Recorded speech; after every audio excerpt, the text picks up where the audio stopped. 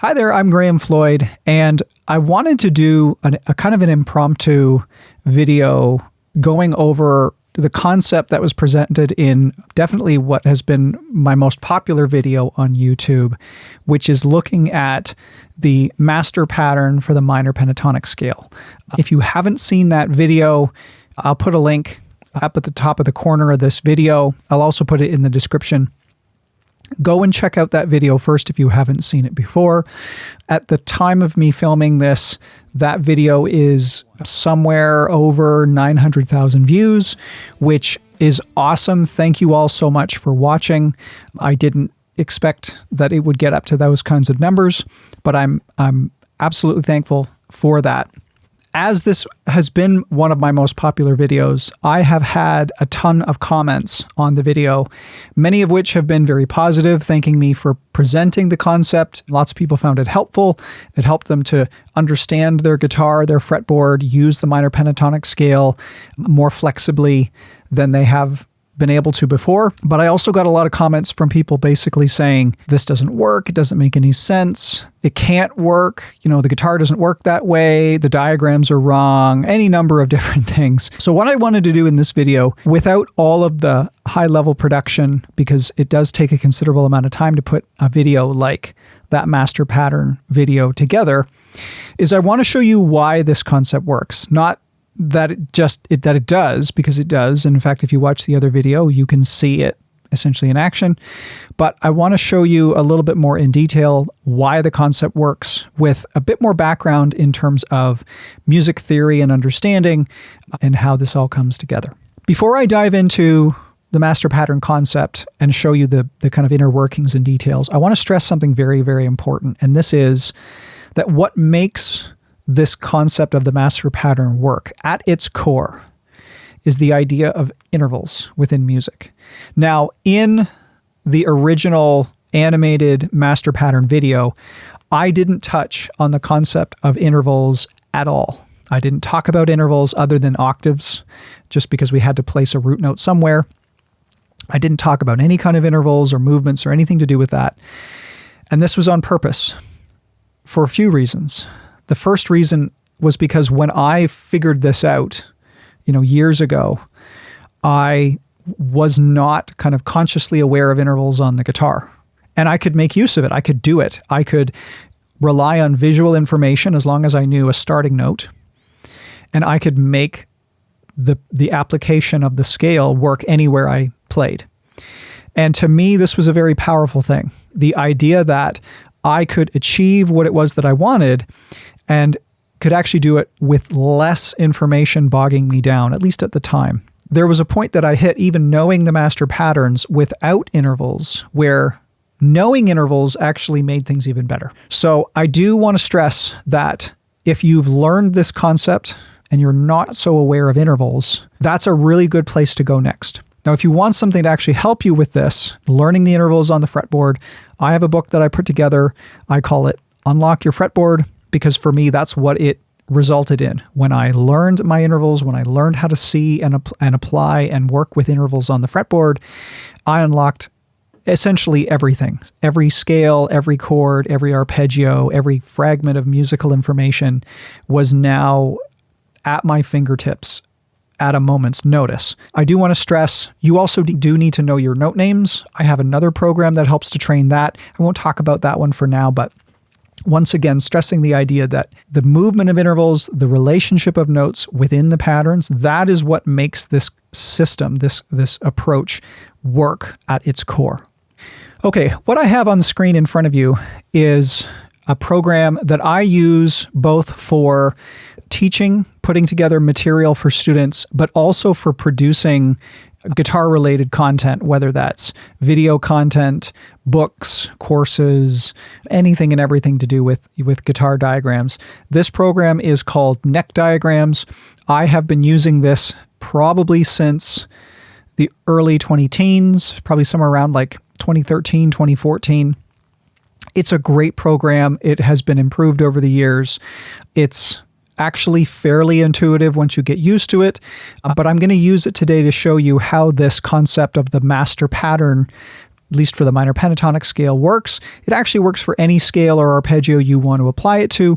But again, I'm going to focus on the minor pentatonic scale for today. So let's start with a little background of the concept. So this is going back to 15 years ago. I was a guitar teacher at a local school that was run by a very good friend of mine, who I'm actually now a business partner with in another music school here in Canada where I live.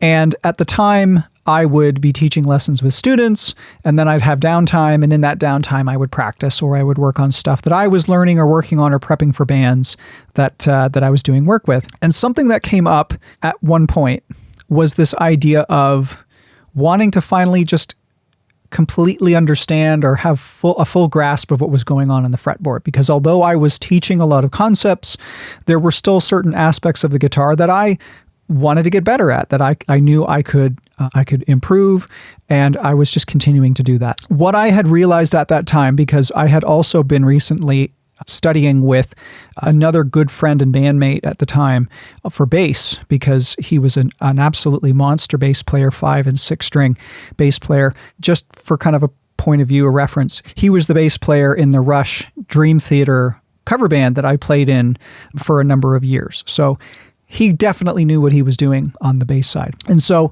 what I had learned in studying the bass, because I had never really spent any time on bass, I'd always been a guitar player, was that when we work on the bass, when it comes to things like scales and arpeggios, you essentially learn them maybe once, maybe twice, and then they work everywhere. And this to me was a big surprise because, of course, on the guitar, we have all these different patterns and all these different shapes and things that we have to get used to. And then, of course, moving stuff around. And it just seemed a lot easier on the bass. And what I realized was essentially that the bass players could focus on essentially one pattern, and that would do everything. And so I wanted to see if I could come up with a similar concept for the guitar. Could I make one pattern work for guitar, just like I had seen it working on the bass guitar? Now, in attempting to come up with this singular pattern using the approach that the bass players did, what I realized was it wasn't that simple. I couldn't just copy what was going on the bass, mostly because of the tuning problem of the guitar. And anybody out there who maybe has a bit more experience with guitar maybe knows about this. When you look at the tuning of the guitar, the intervals or the spacings between the strings is essentially the same, except between string 3 and string 2. If I kind of go to my little diagrams here, string 2, string 3. And I'm going to show this in a second why this is a problem and why this would prevent you from being able to just use one pattern right away, at least if you were doing it the way the bass players do. Using my program here, let me just demonstrate how this kind of works for bass, and then we're going to go to the guitar side. So what I have here on the screen in neck diagrams are 3 fretboards. Now we're going to start with this bass guitar fretboard. You can see we have 4 strings, and I have a root note, a particular note that I'm focusing on. In this case, it's A. This is fret number 5 on the 4th string. And then I have another note. This would be C sharp on the 3rd string, fret number 4 on the 3rd string. And I've turned on the interval identification in this fretboard, in these diagrams. So the A is identified as a root note, and that C sharp is identified as being a 3rd. Specifically, it's a major 3rd just because there's no sharps and no flats that are showing up. If I grab these 2 notes on the bass fretboard here, and I move them up to the next set of strings, the program asks me, do I want to reposition the root? And I'm going to say yes. And you can see that the spacing of the notes is visually the same, but the interval values are still the same as well. We still have a root, we still have a major 3rd. If I do it yet again, you can see that the same thing happens.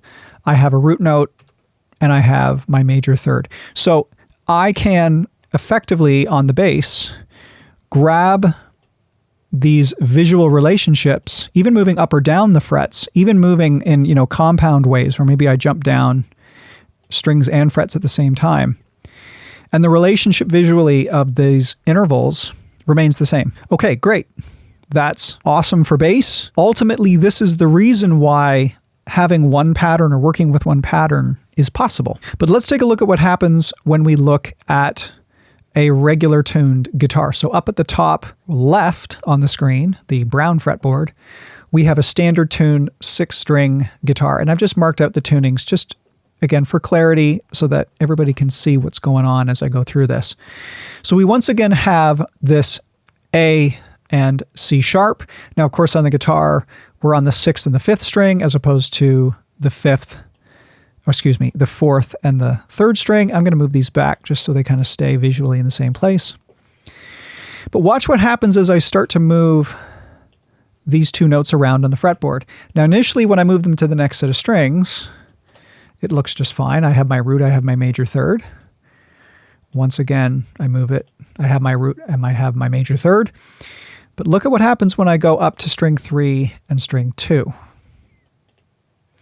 Notice I have my root, but the upper note, the note on the 2nd string, is now a flat 3, or we would usually call it a minor third. So the visual relationship, the spatial positioning relative to the root note is not consistent on the guitar. And again, it's because of this tuning consistency. If you know a little bit more about intervals and you actually look at the spacing of the tuning of the guitar, we have a 4th between E and A 4th between A and D, a 4th between D and G, and then we have a major third between G and B. Finally, we have another perfect 4th between B and E. If I grab that pair of notes one more time, you'll see that when I go back to the next pair of strings, we actually get that major third back again. So not only is this inconsistency, in existence, but it doesn't even continue. It just happens one spot, and then in all of the other locations, it follows a different pattern. This is the reason why a single pattern approached the way bass players do this doesn't work. Because no matter what you do, we have to deal with that inconsistency of the interval between string 2 and 3. And this was something when I was wrestling with this, I tried to really make sense of. And I tried to maneuver the pattern, I tried to reconfigure, and of course, no matter what I did, the pattern I needed in that moment might have made sense, but the application of that pattern everywhere else didn't work. And so I think I spent maybe a few days on this, just playing with it and not getting anywhere. Eventually, what I realized was when I was applying a pattern in a position, I was accommodating the pattern to make sure the scale was right. I was shifting notes or placements of notes visually up or down in different ways so that it was what it should be. And what I realized was, well, why don't I make that part of the process? Why don't I incorporate that step of shifting things and coming up with a rule to identify how to do that, and then I wouldn't have to worry about incorporating it into the pattern itself. And the moment I did that is when it all clicked and it all worked. The result of this is what gives us these master patterns that kind of look a little strange, especially if you're used to standard tuning and patterns of the minor pentatonic scale, the major scale, and so on. And we're going to see this in a second because I'm going to do a bunch of demonstrations, many of the same ones that were in the original video. Obviously, if you've worked with that video a lot or you've gone through the examples in that video, you don't have to go through all of them, but I'm just going to show them for demonstration purposes just within the view of neck diagrams. So as I said, adding this extra step, essentially the bass players had 2 steps to follow, which I'll come back to in a minute, and I was just adding one more. So now we had 3 steps to follow. The result of this was ending up with patterns visually that followed this 4ths tuning that we would see on a bass guitar. And there is actually such a thing we can do on a 6-string guitar. We can tune the guitar to all 4ths, and I have this little yellow diagram, which, again, if you know the other video, you might start to see a little visual connection coming here. So 4ths tuning on the guitar is as follows: E, A, D, G, C, F. And there's at least one guitar player I'm aware of who actually I'm a big fan of, who uses 4ths tuning all the time, and that's Tom Quayle. And if you don't know him, he's an absolutely awesome fusion guitar player from the UK. He has a spectacular YouTube channel. He's an awesome dude. Go and check him out. Go and support his stuff. I've picked up a bunch of his premium programs on jazz and fusion playing. It's great. I can't say enough good things about Tom. I became aware of 4ths tuning and was also aware of Tom Quayle at the time and thought, okay, well, maybe I'll just start playing in that tuning and then that'll solve all these problems that I've been having trying to get to know the fretboard. I did that for probably an hour because what I realized going to 4ths tuning was almost all the things that I had spent the better part of, say, 10 years at that point learning how to do on the guitar in standard tuning had to kind of be thrown out the window. And that was positions of scales and chords, riffs and licks and ideas that I had worked a lot of time on was kind of gone, at least in terms of like positioning and muscle memory. So once I realized that, I decided, no, I'm not going to do that. I'm going to stick to standard tuning and I'll figure out something. And as I said, I did. It was that extra step of just adding in the shift that was required. So just for visual purposes and so that we can see the difference of what happens, I'm going to move this major third around in our fourths tuning fretboard just so you can see the difference. So I move it to the next set of strings. We have our major third, moving it again, still a major third. And here, and this is where before, and in fact, I'll put it back on the other fretboard. There we go. You can see the difference now. We have the same visual placement. In fact, same fret, same strings. But on the standard tuning guitar, we have a minor third. And on the fourths tuning guitar, we have a major third. Now, if I move this, oops, I missed that. If I move this third up again to the next set of strings, it's still a major third. So again, in fourths tuning, just like I mentioned on a bass guitar, it's consistent. We can essentially use one pattern everywhere, and we retain at least the intervallic relationships. In terms of note names, that's certainly going to change, right? So at the bottom here, we had A and C sharp. Here we have what? E and a G sharp. So the note names themselves are going to change, but again, it's the intervallic material that really matters. All right, I want to now look using neck diagrams at a few examples applying the master pattern. And I have my guitar here. I'm going to bring in a view of the fretboard just again so I can demonstrate these scales. These are not going to be anything different from what was presented in the other video, but I just want to make sure that we have some visual and audio demonstrations of these scales to go along with the visual diagrams. All right, so the first example that we have, and I want to point this out because I have my titles here.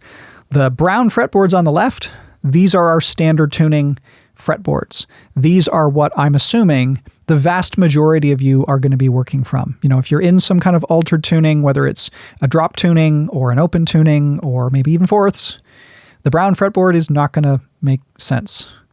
Or at least it's not going to sound like the minor pentatonic scale that we want. The yellow fretboard on the right, these are the fourths tuning fretboard diagrams. So the E, A, D, G, C, F, all consistent intervals between the strings. And again, just a reminder, the reason why we use these is because we don't know where this shift, this adjustment of notes is going to take place as we apply a singular pattern for our minor pentatonic scale. So we want to keep that in mind. And I'm going to show you visually kind of moving stuff around how this all works.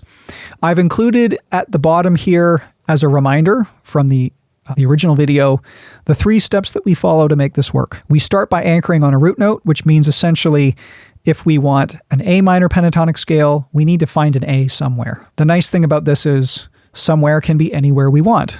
We can be lower on the fretboard, higher on the fretboard, or if we're in a position after we've just played some rhythm guitar and we want to jump into a solo, we can just find an A, in this case, around us and work from there. So we need to anchor from a root note. We need a starting place. Number 2, we're going to place the master pattern. We're going to grab this visual information. We're going to kind of place it on top of the fretboard, aligning with the root note. And then number 3, and this was this extra step that we didn't use when we were doing this on the bass or just sticking to fourths tuning. It was the extra step to make this work for standard tuning. We're going to need to shift the notes. But essentially what it is if we are on or below string 3, when we anchor our root, the pattern is going to require us to shift the top 2 strings. If we are above string 2, so if we're on string 2 or string 1 to anchor our root note, we're going to have to shift all 4 of the bottom strings. And I'll show you that as we go through this. So here's our first example. Again, this is the first example that is presented in the original video. So hopefully, again, you see the way this lines up. We already have step number 1. We have a root note on our diagram. It's A on the 5th fret of the 6th string. So step number 1 is done. Now we need to go to step number 2. And so what I'm going to do is grab all the notes in my fourths tuning. This is my master pattern. And I am going to apply this and kind of drag it and place it right over top. You can see hopefully that root note on the 6th string. I'm aligning it with the same root note on the 6th string on the standard tuning fretboard. There we go. Okay. So now you can see I have the same visual information on both fretboards, but importantly, I want you to take a look at what's happened to the intervals.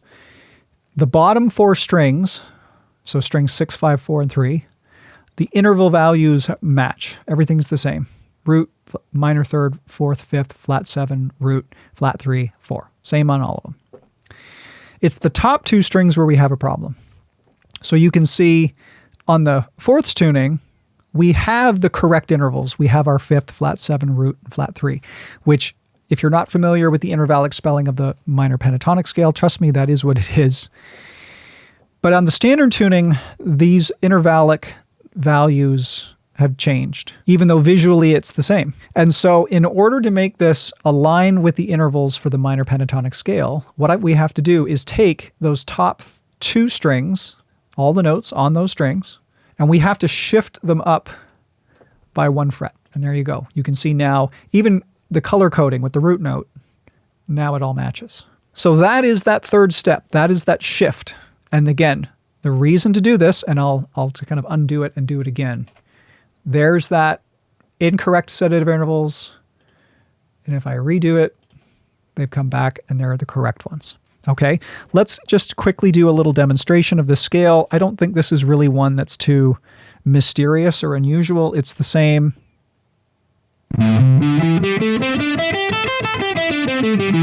Right, it's the same minor pentatonic scale pattern I think every guitar player learns first, A minor pentatonic in the 5th position. Let's go on to the next example. Now we have a new position, a different position on the fretboard. We still got A, and again, just for reference, all of these examples are going to just be the A minor pentatonic scale, just showing you how this works. So we have an A note on the 7th fret of the 4th string. We're going to follow through these same steps. We already have our anchor, because there it is. It's on the 4th string. The We're going to place the master pattern. Now this is where this gets a little bit trickier. And this is because I can't just grab the entire pattern and place it on the fretboard. Actually, I could probably try that. Let's see what happens. If I grab the whole thing and I imagine, I'm going to align this lower root note on that singular root note on the left. Let's see what that looks like. It's going to get cut off. So it looks kind of like that. Hey, look at that. It kept what I needed. Oh, that's actually pretty good. So I'm going to keep doing that. I'm going to do the same thing, but I'm going to align now this upper root note so that I get the lower portion, the lower strings. So let's give that a try. Take it over, line it like so. Oh, it didn't like that. Okay, so it's not liking me doing it like that. I'm going to just grab the top. So I need 3 strings worth of notes. I'm going to grab this kind of top chunk or cluster. Missed a few there. And I'm going to place it like so. There we go. Okay, so it didn't like me taking the whole thing and putting it on the bottom, but we still got what we wanted. So you can see when I place this, intervallically, we have some problems. And once again, it turns out that the problems are actually up on the top. For reference, again, the minor pentatonic scale intervals are root, flat 3, 4, 5, flat 7. So we have some intervals here that don't belong. We have a major 2nd, major 6th, major 7th, major 3rd. Those are not correct. So we're going to shift the notes. We started on the 4th string, which is lower than string 2. So that means these top 2 strings are going to need to be shifted up 1 fret, like so. And there we go. We get now the correct intervals. We have our flat 7, we have our root, flat 3, and 4. Hopefully this is making sense, showing this with the intervals indicated. I'm going to play through that example. Let me just shift here.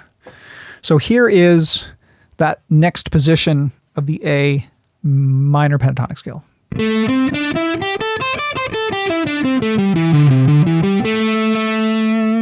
Okay.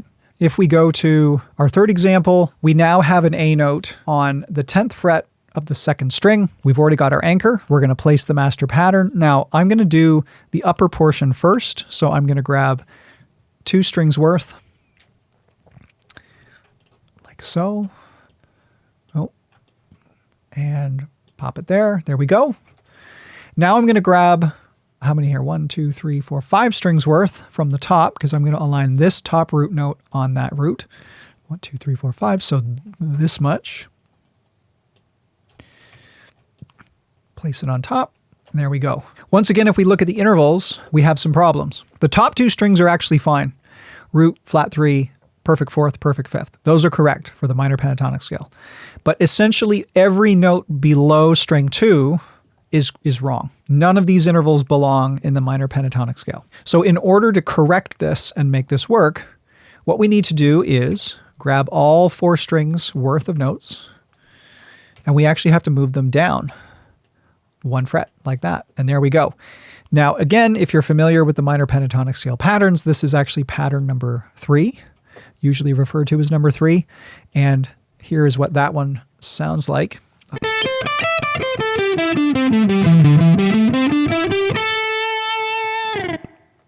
Notice in this case that the shift that was required occurred on the lower 4 strings because we started on string 2. We anchored on string 2. This is, again, this third step, the shift the notes. It's essentially, there's two possibilities. It just depends on which strings you start with. Let's look at the next example. So we are now starting by anchoring on the 5th string. We're already done with step number 1. We're going to grab 5 strings worth of the master pattern to play or to place onto our little diagram here. There we go. And I need to get at least this bottom string, so I'm going to grab the top 2 strings in my master pattern. And it didn't grab them all, so I'll just add them in. And I'm going to pop this on the bottom, lining up with the root. And there we go. We started on string number 5. And if we look at the third step, or if we predict with the third step, we would know that the top 2 strings should be wrong. And if we look again, the intervals don't make any sense for the minor pentatonic scale. So we're going to grab those notes on the top 2 strings, and we're going to slide them over. Oops. We're going to grab those top 2 strings. We're going to slide them over without copying them. There we go. And now we have a set of intervals that matches what we should have for the minor pentatonic scale. And again, if you're familiar with this, this is pattern number 4 of the minor pentatonic scale. So let's hear what that one sounds like. So this is starting on fret number 12 on the 5th string. Yes. I'm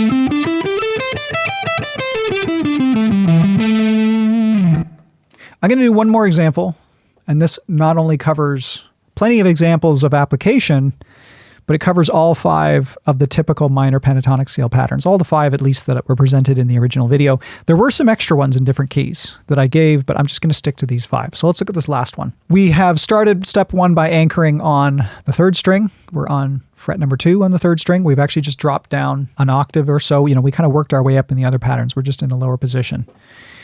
So we're done with step 1. We need 3 strings to work up the strings. So I'm going to grab 3 strings worth. And again, I didn't quite get it all. So we're going to align our root note right on the other root note, like so. Now I need 4 strings worth for the descending portion. So I'm going to grab that like so and copy it over. And there we go. So we've applied the shape, but as we've seen, we have some interval problems. We have some things that don't belong. We started by anchoring on string number 3. And so what that means is we're going to need to shift the notes that are on string 2 and string 1, everything above string 3 in this case. So I'm going to grab the notes on the top 2 strings. Again, it missed them a little bit, and I'm going to shift them up by a fret. And there we go. We get the correct intervals, and we get pattern number 5 of the minor pentatonic scale. Here is what that sounds like.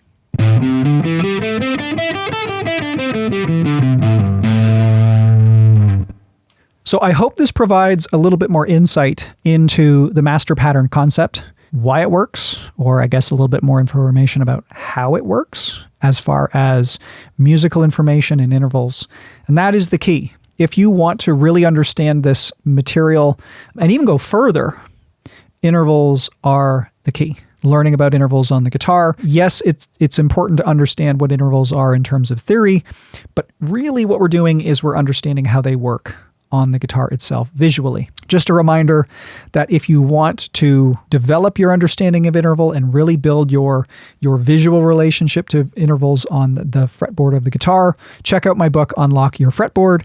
It's available on my website. It provides full detailed lessons both on the music theory of intervals, but also it walks you step by step applying and really developing that visual information for the fretboard with intervallic information as well. It also provides tons and tons and tons of examples for different musical structures so that we get practice, not just understanding and seeing the intervals, but applying them in real kind of musical applicable situations. So if you want to check it out, there's a link in the description. There's a bit more detail and a sample of what's in it that you can see on my website. I hope this was helpful. Again, I want to thank everybody who has watched and even commented, positive and negative on my other minor pentatonic scale master pattern video. If you found this particular video helpful, I do ask that you like the video, subscribe to the channel. I'm going to be posting more content, both related to the master pattern concepts, but a lot of other stuff to help you improve your guitar playing. Thank you so much for watching this. If you have any thoughts or questions about what I presented in this, do feel free to send a comment and post it below. I'll check it out and maybe answer some things, maybe do a follow-up video on this, answering any other questions that pop up. Anyway, I'll sign off for now. Thanks so much. Take care.